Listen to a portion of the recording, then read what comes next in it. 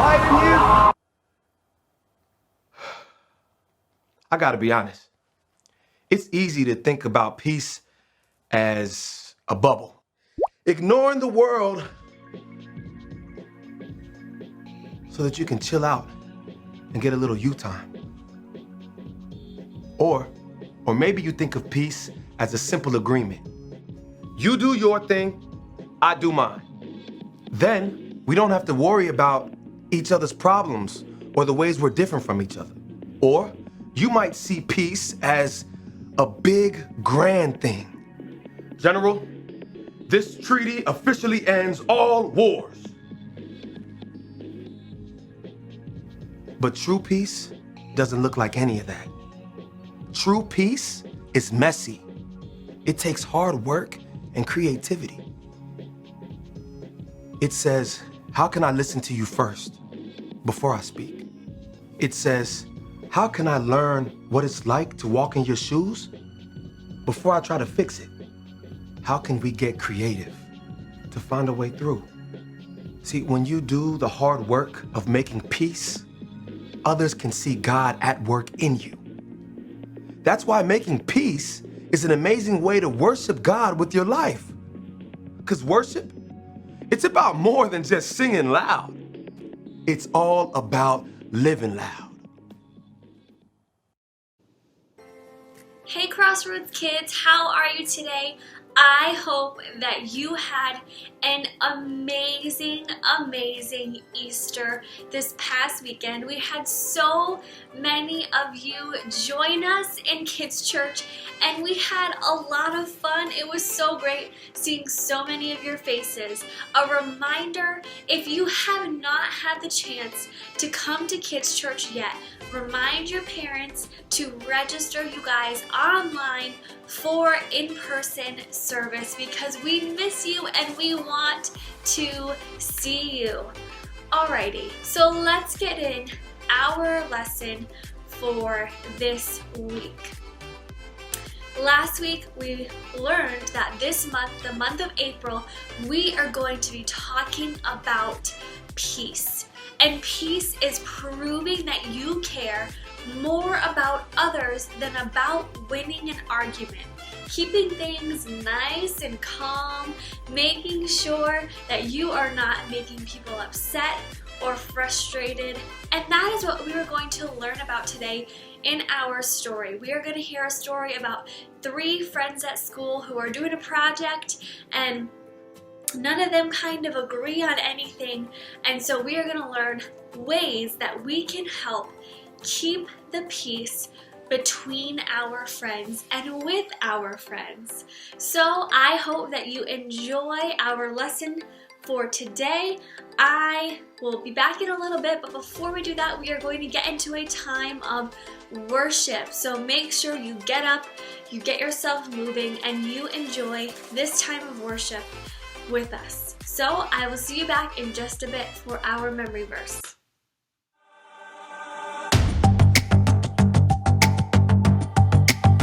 You're my courage, I don't have to be afraid. You're my fortress, no matter what comes my way. You're my treasure forever, yes, we'll be together always. Even when the days get harder, I know you'll rescue me. Even when the sky is darker, I know you'll bring me peace. You are my strength, you are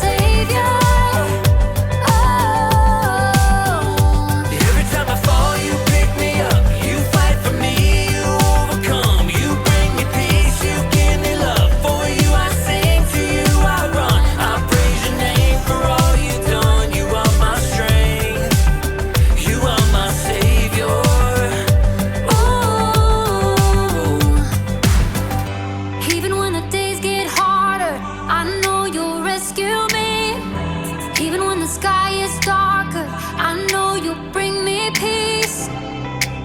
You are my strength, you are my savior. Oh, even when the road gets longer, I know you'll be with me. Even when the waves crash harder, your face is all I see. You are my strength, you are my savior.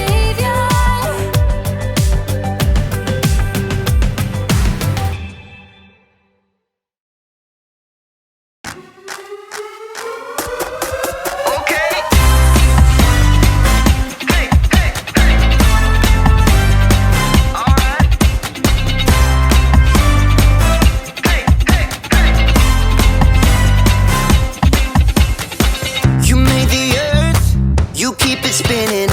You made the ocean and everything in it. And you made the sky so blue. And you made every other color too. You made the sun, you keep it shining. You put the moon up in the midnight sky. And everything around me created by you only. I just wanna thank you, 'cause everything you made is so beautiful. Every single star and every beat of my heart, and it's beautiful. You made my feet, you made my hands. You made me sing and you made me dance, 'cause your love is all around me, and your love is so astounding. I just wanna thank you, 'cause everything you made is so beautiful. Every single star and every beat of my heart, and it's beautiful. Here we go, break it down now. Everything you created with your imagination is wonderful and good.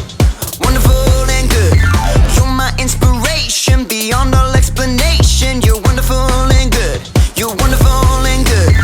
Everything you created with your imagination is wonderful and good. Wonderful and good. You're my inspiration beyond all explanation. You're wonderful and good. You're wonderful and good. I just wanna thank you, 'cause everything you made is so beautiful.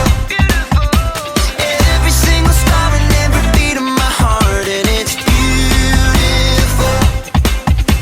I just wanna thank you, 'cause everything you made is so beautiful.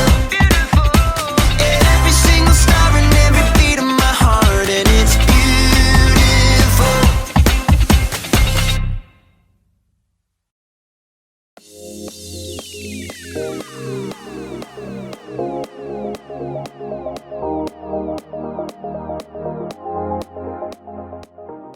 Hi, it's your boy Jacob, and today we're talking about peace. Peace is proving you care more about each other than winning an argument. So, if you had an argument with someone and you feel like that relationship is broken, peace can help you rebuild that relationship. It's like building a bridge. Bridge. You can build a bridge out of anything. Legos, popsicle sticks, spaghetti, and even trash. Sometimes we throw things away without thinking about how much we really need them. So I'm going to recycle this big, beautiful bin of garbage by building a bridge. Let's do this!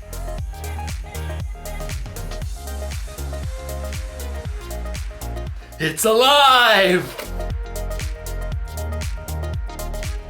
Now we just need some glue. Glue. Oh! Glue stick. That should work, right? Everything you build needs the right kind of glue to hold it all together. Without the right kind of glue, everything can kind of fall apart. Now, ladies and gentlemen, I present to you the Recycle Bridge.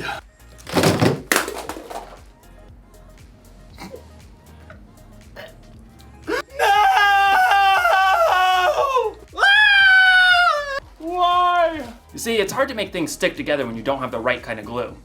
As you'll discover in today's story, helping people stick together takes the right kind of glue too. So, stick around. You see what I did there? Stick. The Bible. It's 66 books of history, stories, letters, and poetry that fit together to form God's one big story. The epic adventure of how He created us and loves us so much that He made a way to rescue us. As we travel through the Bible, from Genesis to Revelation, we discover people who met God and found their lives changed forever.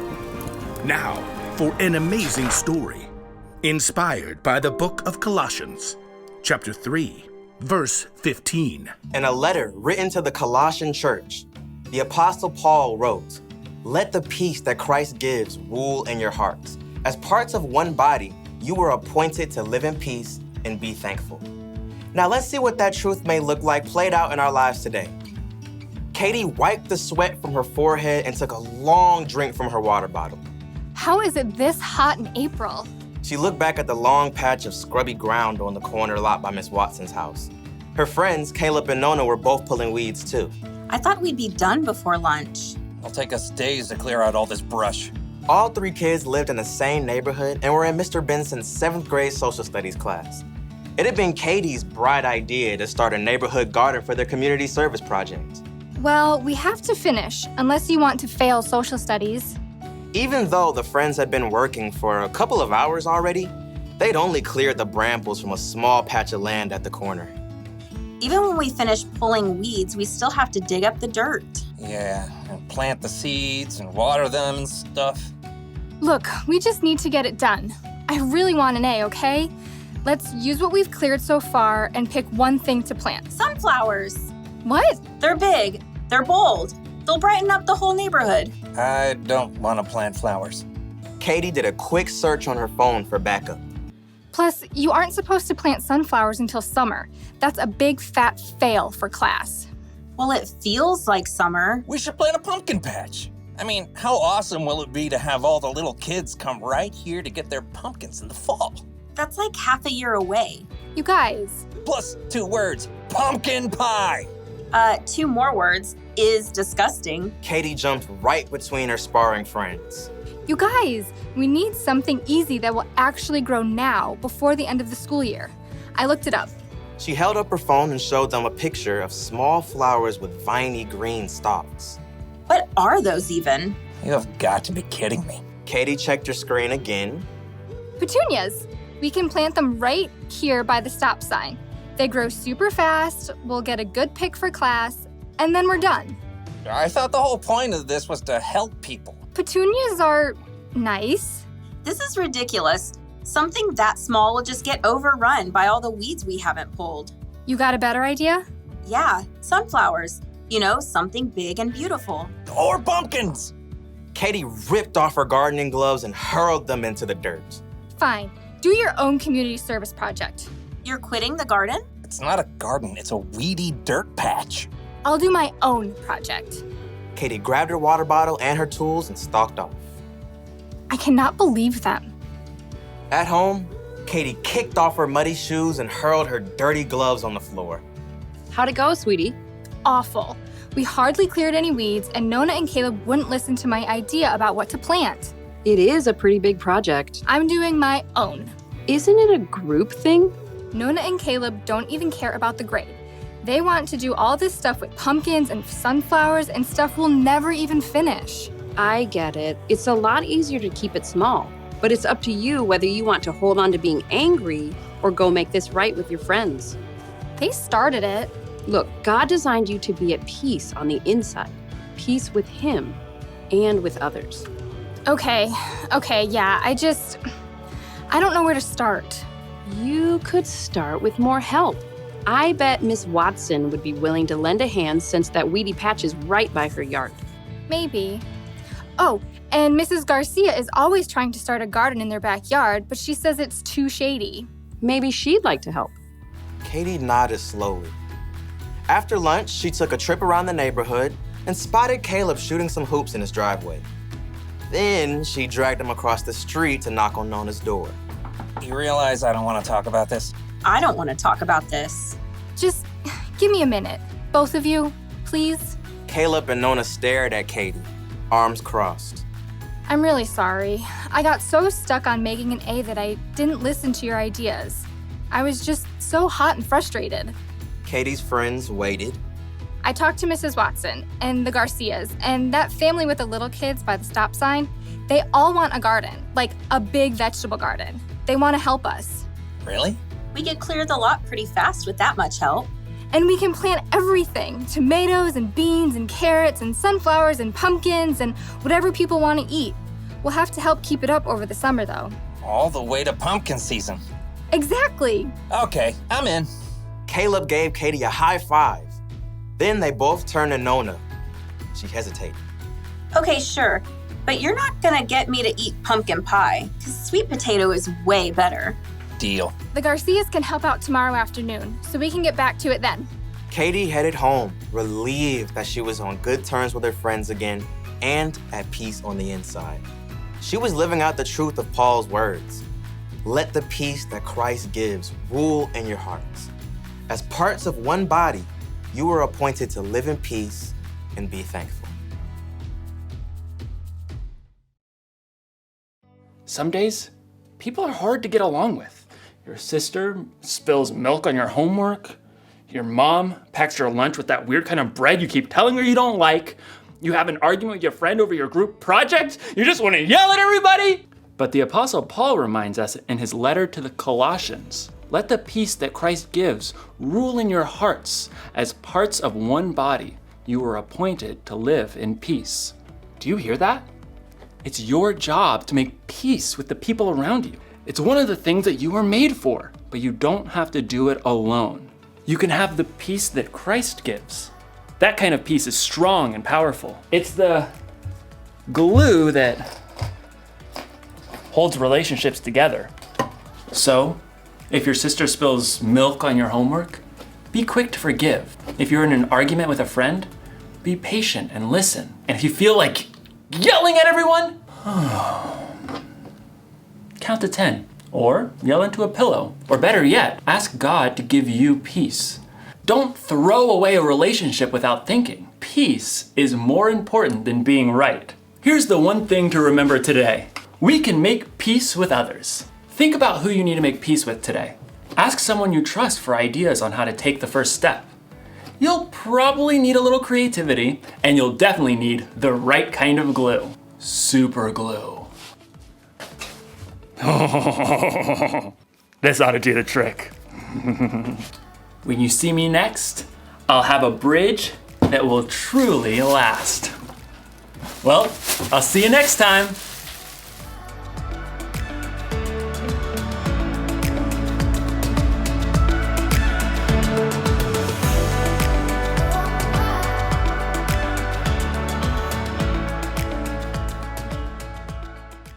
Hey guys, I hope that you enjoyed our lesson.